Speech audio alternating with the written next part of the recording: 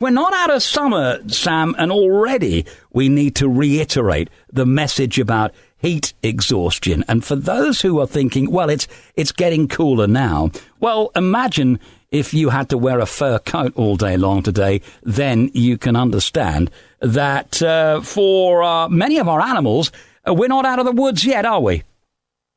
No, definitely not. And actually, we're in a bit of a kind of grey danger zone at the moment where people are thinking, oh, it's getting cooler.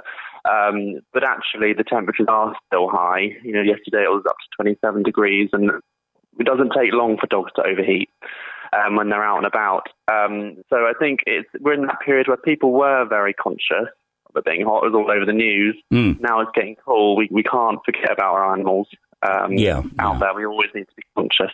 As you say, to us it seems like it's getting a little cooler outside, but despite all the warnings and everything, you have witnessed this summer some examples of heat exhaustion in dogs. Yeah, we have seen a few, not as many as we could have. I think, like I said, people were definitely conscious of it. But I think what a lot of people are surprised about is how quickly it can happen. And even on overcast days, you don't have to be in the glaring sun for it to occur.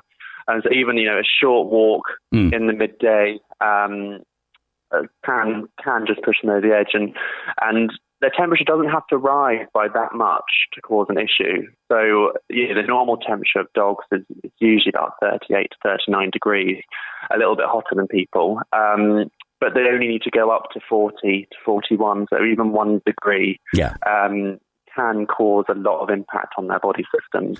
Yeah, and we've, of course, now, I would hope, all aware of the dangers of dogs in cars. I mean, we are talking minutes there, aren't we? Yeah, so the cars in particular, just kind of the level of heat that they can get to, is definitely something to be conscious of. And, they have limited access to fresh air and things like that. But I think a lot of people are sensible with that, but it's when you're kind of out doing your usual walk that people aren't really thinking about it sometimes. And like I said, how quickly it can happen.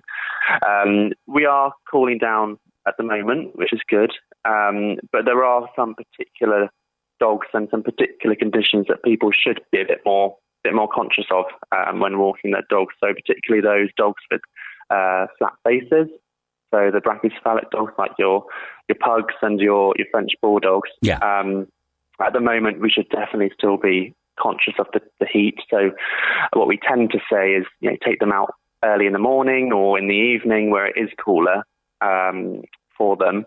But then you've also got your animals with heart problems or carrying a little bit of extra weight, that they are much more prone to getting heat stroke, and it's definitely something to be conscious of.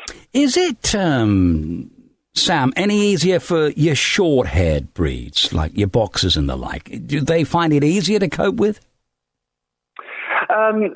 Yes, they can do. I think it's easy to fall into that trap of thinking, oh, my dog's shaved short, so they'll be fine. But particularly bigger dogs can be more susceptible, even if they're short. The hair is short, so animals like boxers, which are also predisposed to underlying heart issues quite often, even that they can cause issues. And being a bigger dog, the heart has to work more to pump blood around the body, so they're having that extra pressure of the heat on top of that. And interesting you mentioned boxers, because obviously they do count as short-nosed breeds as well. So it's every dog is something to think about, whether they're short-haired, long-haired, short-faced, long-faced, because we've seen a big range of animals, greyhounds, spaniels, and then the more obvious ones like pugs as well. It's just all of our pets out there, even cats.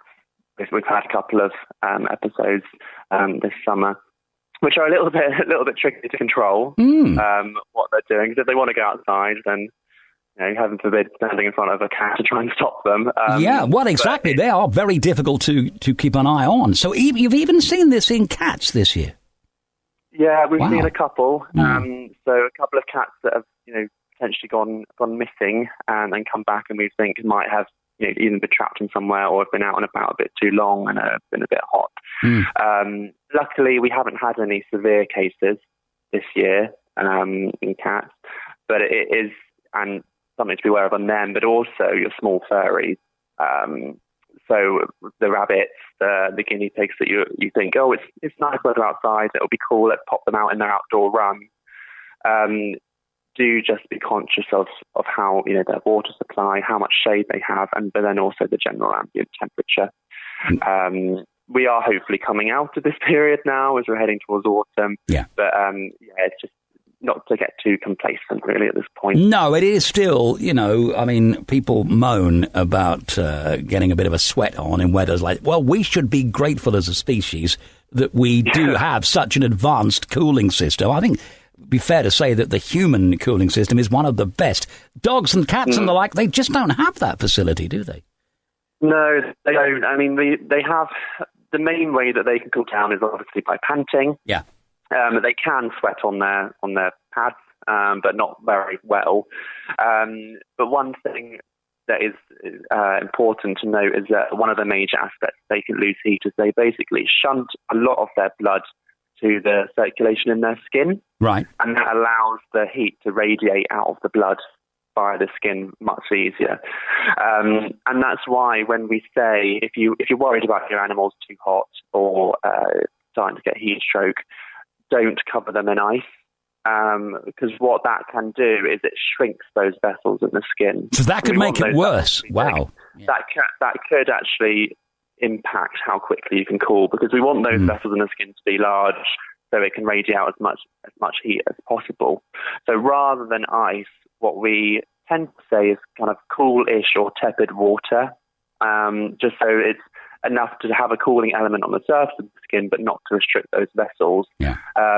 But then also things like getting air in there, getting fans in there to cool them down as much as possible. Where do you stand on suntan lotion? I mean, obviously, as you say, the weather is changing a bit now, but certainly in the peak of the summer, people were messaging us saying, can we use human suntan lotion on, for instance, cat's ears and the like? What's the situation there? Yeah, so I think the evidence is not that great for that kind of thing. But as far as I'm aware, human sun cream, the majority of human sun cream, as long as it's a kind of a normal cream, would be fine to use in small amounts. You can also get at one specifically for animals. The main animals you would think about using them on are either hairless animals, so animals that are going out a lot and have bald patches or particularly sensitive patches of skin, but also animals with white areas of their skin. And it's not something we see as much of in dogs, but particularly in cats, those cats with white hair on their head and particularly their ear tips, it's definitely worth thinking about in particularly sunny days, popping some sun cream on there. Because white-tipped ears and in cats in particular, they are prone to getting little skin cancers and things like that. So, much like people. So it is worth considering that, definitely. Yeah, absolutely. And of course, always, try and I guess head for the pet-friendly stuff. And I know those various brands are available in that regard, because I know some of the human stuff can be a little tricky where animals are concerned. So you've got to do your research first. Thank you so much for that. Now, we hadn't intended for this to be any kind of phone-in or anything, but some questions have come in, Sam. So if I could just run a couple by you. Darren's been in touch. He's got a 10-year-old ginger, female, isn't particularly hairy, but despite the amount of brushing that goes on, still continues to bring up fur balls. Anything to be concerned about there? So fur balls, they are very, very common in cats, and it's particularly long-haired cats. And grooming will definitely help. Yep. But even then, there still will be loose hairs that during their normal grooming, they will swallow. So it's not something to be too concerned about unless it is a very high frequency. So, once a week, if you're sure it's fur balls, is is probably okay, but it's not ideal. But it's worth thinking if it is happening overly regularly, to consider getting verbal treatment, which you can get basically it's a bit of a laxative that you can pop on their feet that they will then lick off, and it just helps lubricate any bits of hair or anything like that in there that you're worried about. But it is also worth noting that it's easy to fall into the assumption that it is verbal. If it is furs coming out, then that's suggestive. But if it is happening frequently, if there's any other signs that you're seeing, like weight loss, diarrhea, inappetence, it's definitely worth going to see your vet, just so we can check them over, make sure there's nothing else to worry about. But if we think it is verbals coming out, then there is that treatment you can pop there just to help things lubricate and move through. Okay, and finally, if we can squeeze this one in, and it's more of a behavioural thing, really. Fred has been in touch. He has what he describes as an overprotective border collie, which barks at everything and everybody. And, when you're out for a walk, that can be a little embarrassing. That's more of a behavioural thing, isn't it? Yeah, collies are very, very reactive breeds, and that is something we see fairly commonly. Yeah. It would be worth seeking the advice of a kind of certified behaviourist for that kind of thing. The thing with collies is they need so much stimulation. They need so much exercise. So it's worth reviewing how much stimulation they are getting, if you can supplement that or add anything extra in there. And if they are still getting enough stimulation, they're still being quite reactive.